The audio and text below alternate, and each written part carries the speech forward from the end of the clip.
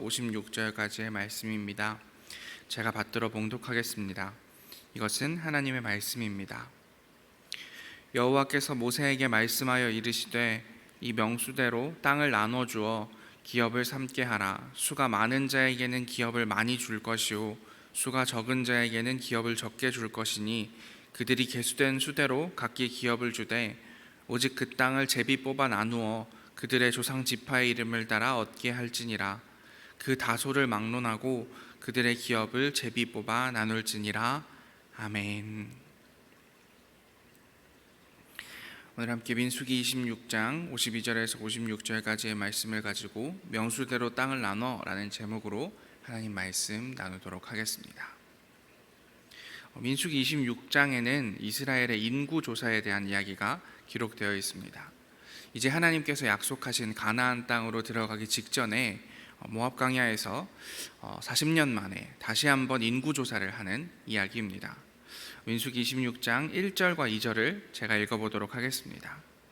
연병 후에 여호와께서 모세와 제사장 아론의 아들 엘르아살에게 말씀하여 이르시되 이스라엘 자손의 온 회중의 총수를 그들의 조상의 가문을 따라 조사하되 이스라엘 중에 20세 이상으로 능히 전쟁에 나갈 만한 모든 자를 계수하라 하시니 아멘.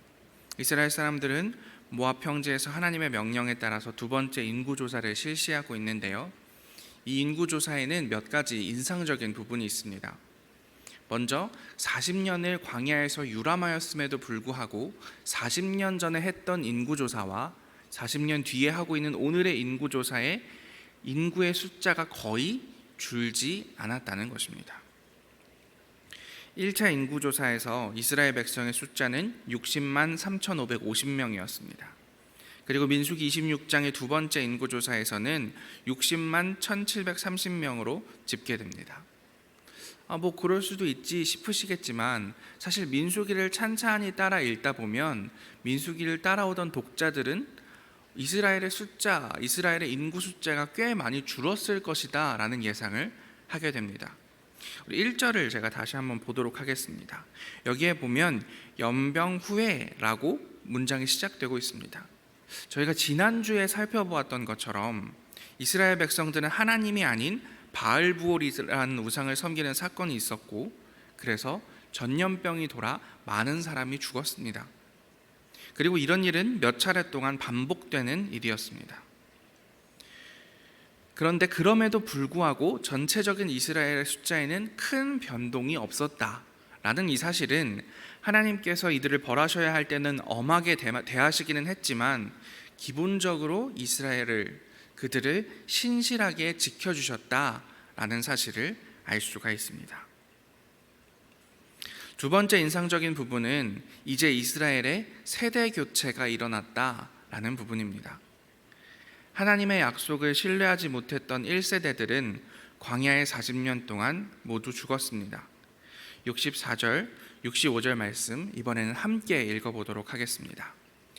모세와 제사장 아론이 시내 광야에서 계수한 이스라엘 자손은 한 사람도 들지 못하였으니 이는 여호와께서 그들에게 대하여 말씀하시기를 그들이 반드시 광야에서 죽으리라 하셨음이라.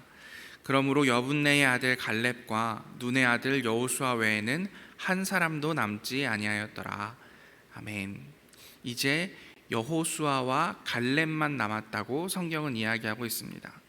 하나님께서 이스라엘 백성에게 약속하셨던 그 약속, 그것은 정확하게 이루어졌다라는 것을 보여주는 장면입니다. 오늘 가장 깊이 들여다보고 싶은 부분은 바로 이 인구조사의 세 번째 인상적인 부분인데요, 바로 이 인구조사에는 또 다른 특별한 이유가 있었다는 것입니다. 52절, 53절을 읽어보도록 하겠습니다. 여호와께서 모세에게 말씀하여 이르시되 이 명수대로 땅을 나눠주어 기업을 삼게 하라. 아멘. 이번 인구조사에서는 단순히 가나안에 들어가기 전에 몇 명이 싸울 수 있는 군사인가, 이 군사적인 이유 때문에 인구를 계수한 것뿐만이 아니라 가나안 땅에 들어갔을 때 이 땅을 어떻게 배분할 것인가, 여기에도 초점이 맞추어져 있었다는 것입니다. 하나님께서 이 이스라엘 백성들에게 땅을 분배하시는 데에 두 가지 원칙을 세우셨습니다. 첫 번째 원칙은 53절, 54절에 기록되어 있습니다. 이 명수대로 땅을 나눠주어 기업을 삼게 하라. 수가 많은 자에게는 기업을 많이 줄 것이요 수가 적은 자에게는 기업을 적게 줄 것이니 그들이 계수된 수대로 각기 기업을 주되. 아멘. 인구와 토지의 면적이 비례해야 한다라는 것이 하나님의 첫 번째 원칙이었습니다. 인구의 숫자가 많은 지파에게는 더 넓은 땅을 주고 인구의 숫자가 적은 지파에게는 더 좁은 땅을 주어야 한다는 것입니다. 어떤 사람이 공을 더 많이 세웠거나 커다란 권력을 가졌다고 해서 엄청난 땅을 혼자 독차지하는 것이 아니라 모든 사람에게 동등하게 인구에 비례해서 자신이 먹고 살 수 있는 만큼의 최소한의 땅은 보장하면서 나누어 주라는 것이 하나님의 원칙이었습니다. 두 번째 원칙은 55절에 기록되어 있습니다. 함께 읽어보도록 하겠습니다. 오직 그 땅을 제비 뽑아 나누어 그들의 조상 지파의 이름을 따라 얻게 할지니라. 아멘. 비슷한 인구의 지파들끼리는 비슷한 면적의 땅을 두고 추첨해야 한다라고 성경은 이야기합니다. 더 기름져 보이는 땅을 차지하기 위해서 무한 경쟁을 하는 것이 아니라 고대 근동 지역에서 하나님의 뜻을 알기 위해서 행했던 제비 뽑기를 통해서 땅을 나누라고 이야기하고 있습니다. 인간의 욕심보다는 하나님의 뜻이 더 앞서야 한다는 것을 알려줍니다. 여러분, 고대의 전쟁 양상이나 고대에서 땅을 나누어 주는 관습들을 생각해 보면 이것은 굉장히 비효율적인 땅 나누기입니다. 왜냐하면 여러분 생각해 보십시오. 지금 가나안으로 들어가면서 가나안에 있는 7 족속들과 이스라엘은 전쟁을 앞두고 있습니다. 그런 상황이라면 어떻게 해서든지 전쟁에 더 효율적인 방안으로 땅을 나누어야 합니다. 어떻게 하면 전쟁을 가장 열심히 하게 할 수 있을까요? 전쟁에서 공을 세운 자에게는 드넓은 땅을 주겠다.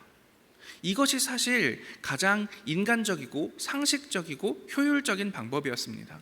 그런데 하나님께서는 이스라엘 지파를 쭉 세워놓으시고 숫자를 세게 하신 다음에 너희 인구에 비례해서 한 사람에게도 소홀함 없이 모두에게 동등하게 땅을 나눠주겠다라고 이야기하고 계신다는 사실입니다.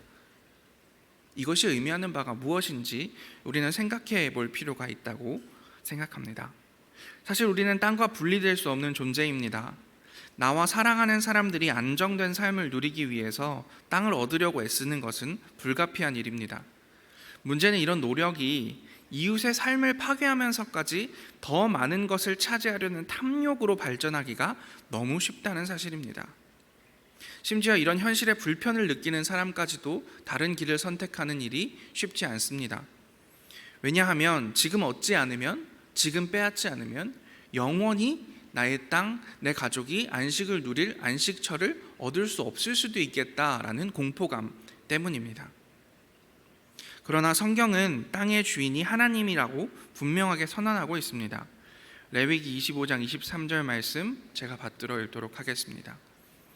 토지를 영구히 팔지 말 것은 토지는 다 내 것임이니라. 너희는 거류민이요 동거하는 자로서 나와 함께 있느니라. 아멘. 하나님은 특정한 힘을 가진 사람들이 땅을 독점하는 것을 경계하셨습니다. 그래서 우리에게 계속해서 말씀하십니다.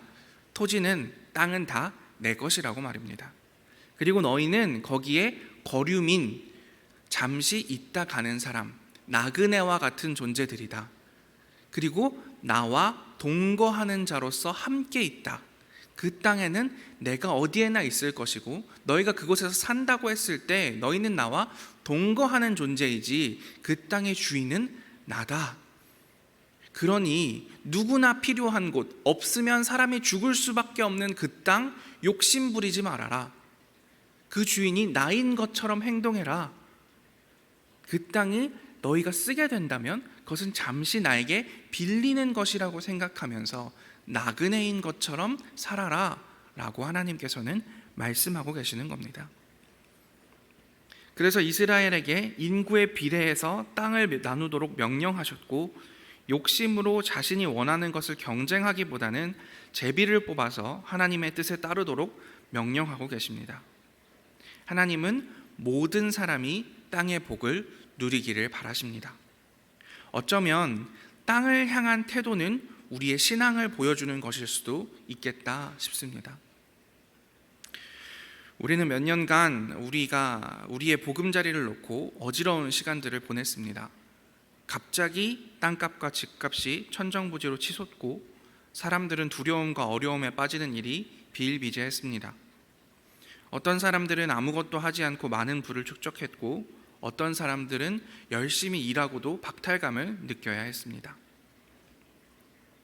삶을 위한 정당한 노력과 파괴적인 정복 사이에는 분명한 차이가 있습니다. 그러니 하나님께서 오늘 이스라엘에게 땅을 분배하시는 기준을 함께 곱씹어 보면서 우리의 삶의 행보를 돌아보고 앞으로 우리의 삶의 목표를 다시 잡을 수 있어야 한다고 생각합니다. 토지는 하나님의 것이다. 그러니 너희 모두에게 공평하게 땅을 나누어 주겠다. 이 하나님의 선언이 우리의 삶에, 우리 오늘의 삶에, 그리고 앞으로 우리의 미래의 계획에 분명한 기준이 될 수 있는 우리 모두가 되기를 기도하겠습니다. 함께 기도하겠습니다. 하나님, 모든 사람이 땅의 복을 누리시기를 원하는 그 하나님의 뜻에 따라서 우리도 우리의 보금자리를, 우리의 일용할 양식을 구하며 나누며 살아갈 수 있도록 오늘도 함께하여 주십시오. 예수님 이름으로 기도합니다. 아멘.